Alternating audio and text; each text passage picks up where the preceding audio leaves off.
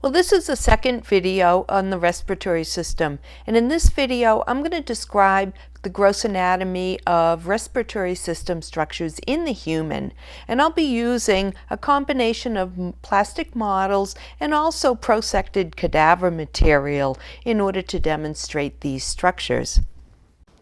Now I'd like to show you the upper respiratory tract structures, and we're going to do that by looking at this mid-sagittally cut model of the head. So this is a plastic model, and here we see anterior. You can recognize our nasal cavity here and the oral cavity with the tongue inside of it. Okay, this is posterior over here, superior, and inferior down here. Now we got a little bit of the brain and the posterior of the cranial cavity cut off, but I wanted to enlarge this enough for you to be able to see all of these structures. So here we're going to go in the direction that air travels through this conduction system and follow that passageway and name the structures as we go.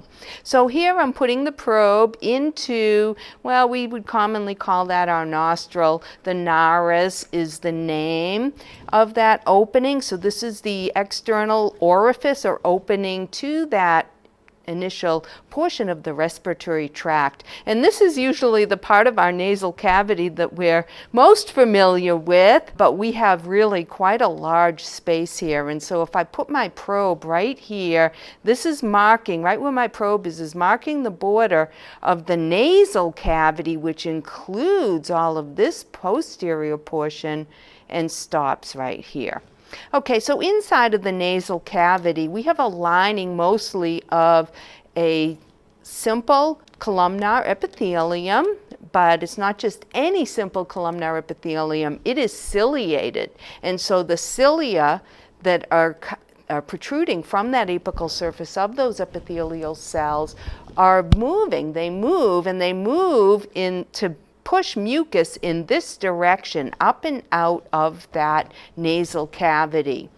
Now we have these three famous structures that you learned about when you learned the bones of the skeleton. And so the bones at the core of these fins are called the nasal concha, but these bones, you learned them. And so here we have a bone that's at the core of this nasal concha called the inferior nasal concha. Of course, all of these nasal concha are covered by this mucosal epithelium of simple columnar epithelium. Sometimes we call that simple columnar epithelium a pseudostratified epithelium, so that is another name for that, but it is ciliated. Okay, this then would be the middle nasal concha, and here is the superior nasal concha. And so when air passes through here, it's forced to go between these spaces between the nasal concha, and that way the mucosal lining can humidify, because it is covered with wet mucus, right? So it can humidify the air, moisten it, and also warm it up before it goes down into the deeper parts of the respiratory tract, and also trap any debris in that mucus, which is then going to be pushed out by the cilia. Okay, now we have here the posterior border of that nasal cavity. Oh, by the way, I just want to mention, you learned in lecture, there's also olfactory receptors embedded in this mucosal lining.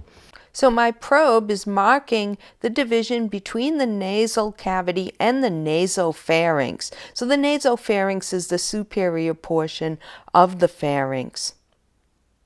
Again, it's lined by a ciliated simple columnar epithelium, or you could say ciliated pseudostratified epithelium. And there's really two structures to note here in this nasopharynx. So here's one border, here's the other border from here to here. Okay, the two structures that you need to know is the space here, this opening, that if this were not a plastic model and I could stick my probe in here, then I could go all the way into the middle ear. So this canal is called the auditory tube, or the eponym name that's named after someone is called the eustachian tube. So this is how we equalize pressure in our middle ear. Okay, now what this is representing right here is some lymphatic tissue that's embedded in the mucosal lining of the nasopharynx. So this is representing the pharyngeal tonsils. We also call these the adenoids. Okay, so here we have that inferior border of the nasopharynx, and that also marks the junction with the superior portion of the oropharynx. So the oropharynx is located right here. Okay, by the way, this is the uvula, which is part of the soft palate. So we'll talk about that when we do the digestive system. Okay, now the oropharynx now is not only a passageway for air, because up till now the nasal cavity and the nasopharynx conduct only air, unless you're the child that puts food up in there in through their nose, but normally we only have air going through there. Okay, but the oropharynx also has not only air going in there but also food, and so a simple epithelium wouldn't really quite do the job here. We want to have a thicker epithelium for protection so that when the solid food goes through there, it's going to not be scraping and ripping off that epithelium. So this is a stratified squamous epithelium that lines the oropharynx. We have a structure here that you want to note. This lump is representing the palatine tonsils. The palatine tonsils are the tonsils that are most often taken out in children when they become infected. And that's because, these tonsils, when they become infected, they can block these air passageways. Okay, now we have the most inferior portion of the pharynx called the laryngopharynx, and really you can't quite see that here. We would have to close this flap. This is the epiglottis. So the epiglottis, we can't really appreciate it so well here, but we saw it in the cat, and also we will see it in a human larynx from a cadaver. So this is a flap that has elastic cartilage at its core, making it stiff, somewhat stiff, but also very flexible, right? So this can close over the remainder of this air conduction system of the respiratory system. So once the epiglottis is closed, now this area between the hyoid bone, which is right here, cut in cross section, between the hyoid bone and that closed epiglottis is really where we have the laryngopharynx. Okay, now, so if I go this way, I'm going down into the esophagus. That's the way the food goes. When the epiglottis is closed, food slides down over the top of the epiglottis into the food tube, down into the esophagus. Okay, but we're talking about respiratory system, so we're talking about air flowing through, so that's going to go through here only when the epiglottis is opened. Here we would have the vocal cords right here, and so we have a space. You can't appreciate it here in this longitudinally cut model, but the probe then would be going through the space formed by the walls of the vocal cords, and that would be the glottis. Okay, now here is the interior of the larynx, and then we have that anterior cartilage, the thyroid cartilage, right here, and then these pieces are the cut cricoid cartilage, which is the only piece of cartilage in the larynx, and in fact in the whole respiratory system, that forms a full ring. Okay, now inferior here, I have my line here, my probe, which is marking the junction between the larynx and the trachea. So that's the last part of this upper respiratory tract. Now we start talking about what's called the bronchial tree, and that's more inferior. So here we have a model of the larynx and a portion of the trachea. Okay, so this is the hyoid bone. And the hyoid bone is anchored to the tongue, serving more or less as an anchor for that muscle to help control speech and also swallowing. Here's the larynx right here. And so the larynx has this muscle attached to it. This is a muscle you learned when you learned the muscles of the anterior cervical region. So this, in fact, is the anterior, just to orient you.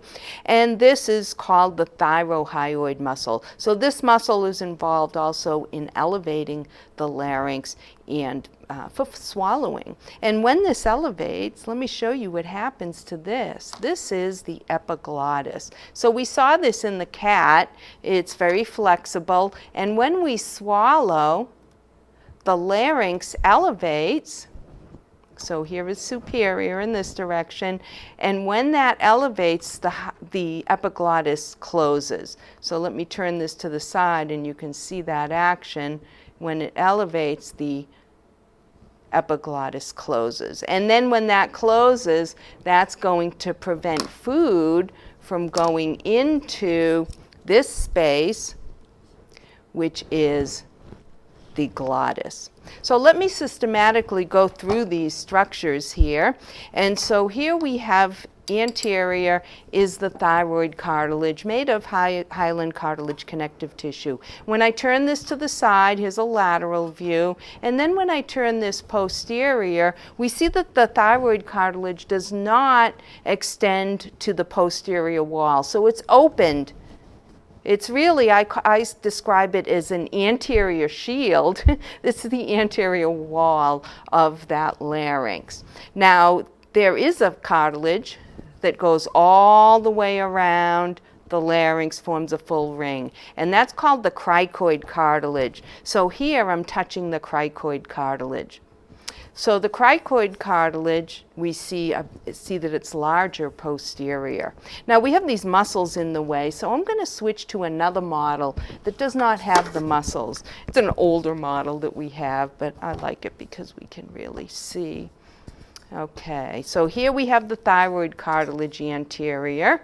So this is much more convenient to look at. So thyroid cartilage, here's the hyoid bone. Here's the cricoid cartilage. Normally the cricoid cartilage in the body is covered by that thyroid gland, but it goes all the way around the posterior wall. Here's two more pieces of cartilage structures called the arytenoid cartilages. And the arytenoid cartilages, as you saw in the other model, have muscles attached to them. And these pieces of cartilage are connected to the vocal cords, which are represented by these two pieces of, well, rubber covering at the core some wire. So the wires would be then representing those vocal cords. Okay, now the space formed by those vocal cords is the glottis. So air goes through the glottis unless the epiglottis is closed, which occurs when we're swallowing, and that allows the food then to pass from the laryngopharynx down into the esophagus, which will be situated posterior to the larynx and the trachea. Okay, so three pieces of cartilage, all made of hyaline cartilage connective tissue: the thyroid cartilage, the cricoid cartilage, and the arytenoid cartilages. And then there's a fourth piece of cartilage. I include this with the structure of the larynx, but it's made of elastic cartilage connective tissue, and that's the epiglottis. Here we can see the model view of the trachea, and so the trachea has these bands of hyaline cartilage. They're horseshoe shaped. Sometimes we say they're rings, but really they don't go all the way around to the posterior wall. They do have the function of keeping this air passageway open so it doesn't collapse when you inhale. But here on the posterior wall, this is flexible. This is the trachealis muscle, and so those muscle fibers go this way. Smooth muscle, it's made of smooth muscle, and that gives a little bit of flexibility, so if solid food does get in there, it could potentially be pushed out by pressure on this area. So we're looking at a human larynx, which is removed from the body, and we're looking at the anterior. This is superior at this end, and down here is inferior. So the tongue would be right here, except we're really just seeing the base of the tongue. It's been cut. This is the sternohyoid muscle. And what I can feel right here, which you can't see because it's covered by some muscle and connective tissue, is the hyoid bone.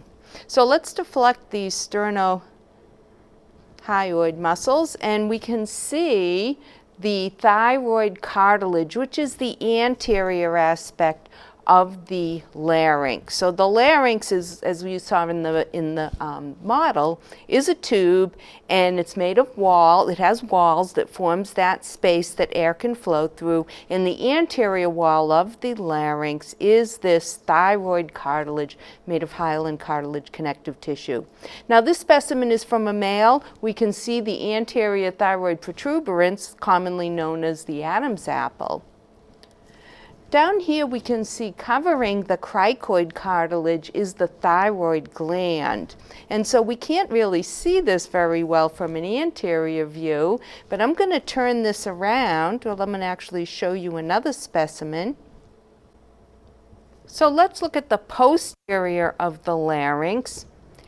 And so here we're seeing, this is superior, here is inferior, and we're actually looking into the interior, the lumen of the esophagus. And the esophagus is the passageway for food, for the digestive tract. We can also see into the laryngopharynx. If I close this flap, my finger is in the laryngopharynx. So this is right at the junction of that laryngopharynx and the esophagus, but also the junction with the lumen of the larynx that I have my probe in. Now the posterior wall of the larynx that I'm touching right here is formed by cartilage that's embedded in this mucosal, deep to this mucosal membrane. This would be the cricoid cartilage. So the cricoid cartilage, as you saw in the model, forms a full ring. It is the only cartilage that forms a full ring around the entire respiratory conduction pathway. This structure, this flap that's very flexible, is the epiglottis. And so at the core, we have elastic cartilage connective tissue, and of course, as always, covered by a mucous membrane. Now, it's difficult to see inside of this larynx. Let me see if I can position my light so we can get a peek in there. And what we're looking into is the glottis. The glottis is the opening that leads into that larynx. Now we can't really see deep enough in here to see the vocal cords. Oh, we can see them right there. So here maybe we can see inside of the and through the glottis, and the glottis walls are actually formed by the vocal cords. So let's look a little at this inferior portion. Here we can see into the trachea, and we can see that it is stiff. It has a stiffness to it, except the posterior wall, which is a longitudinal layer of smooth muscle called the trachealis muscle. And now we're seeing a pair of lungs. And so these are, again, human lungs from a human cadaver. And so we're looking at the anterior of the lungs. And sometimes when we look at the lungs, we think, well, this has to be the anterior side because they're nice and rounded, but actually this is the posterior side. And when we look into the thoracic cavity, we see that that posterior surface, internal surface, is rounded. And so the lungs are the more posterior located structures in that thoracic cavity, and so they take on that shape. Here we see that there is actually a space for the heart right here, this is called the cardiac notch. And so this is the left side, this is the left lung, here's the right lung. And yes, we could count the lobes because we know that the right lung has 3 lobes, and we're seeing all 3 of them right here. One lobe, another lobe, and another lobe. And then the left lung has 2 lobes, and we're seeing them here. But sometimes that's difficult to determine left and right. And so if the lungs are not in situ or in the body, then a good thing to look at, if the trachea is attached, which is right here, then we can look at the trachea and see that the posterior wall is formed by this trachealis muscle. It's flaccid, and so this is a good way to tell that they're looking at posterior on this side and anterior here. Okay, so we have the lungs attached to those air passageways then of the conduction system. And so here's the trachea, there's one trachea, and then we have the 2 main bronchi. So this would be the right main bronchus, and then this one over here is the left main bronchus. The main bronchi then diverge or split into what are called lobar bronchi, because each of these bronchi, the lobar bronchi, enter into each lobe of the lung. And so since there's 3 lobes on the right side, we have 3 lobar bronchi, but on the left side, because there's only 2 lobes, we only have 2 lobar bronchi, and we can just really barely make them out here. Here's one, and here's the other one right here. Now, the lungs, you can't appreciate how light and fluffy they are, but you know, this is a person who grew up probably in my day and age when everybody smoked. The parents smoked in the cars with the windows closed and all that, and so gas had lead in it, and so we see a little black material in here, and so we might have had, either this person may have been a smoker, who knows, or exposed to a lot of contaminants in the air. I'm sure your lungs, if you're not a smoker, are nice and light and fluffy. Okay, so we get a little heaviness in these lungs, perhaps because they were smokers. Okay, now we have a membrane that covers the lung on the surface, really attached to the surface. We shouldn't say just covers, because here this drape is just covering the lung, right? But it's no way is it attached to it. So this membrane that's firmly attached to the surface of the lung is the visceral pleura. So this is one of the serous membranes then that forms this pleural cavity, which would be really surrounding the lung, filled with serous fluid. And then the parietal pleura, well, we see it in the cat. I touched it in the cat and showed you, and that is adhering to that lining surface of the thoracic wall. Now let's look at some slices of human lung. And this is a slice of lung from a normal human who has normal lung function, and this is from a person who unfortunately passed from emphysema or COPD, most likely, chronic obstructive pulmonary disorder.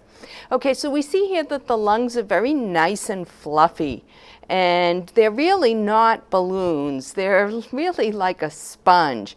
And the lungs, as you learned in lecture, are composed of millions of microscopic air sacs called alveoli. And what we're seeing right here is one of the larger bronchi, and so the bronchi have hyaline cartilage pieces in the wall, making them stiff. And we can see, I think we can appreciate here, I'll put the light and put this a little closer, and we can appreciate that this is really pretty clear inside, looking rather whitish inside of that air passageway.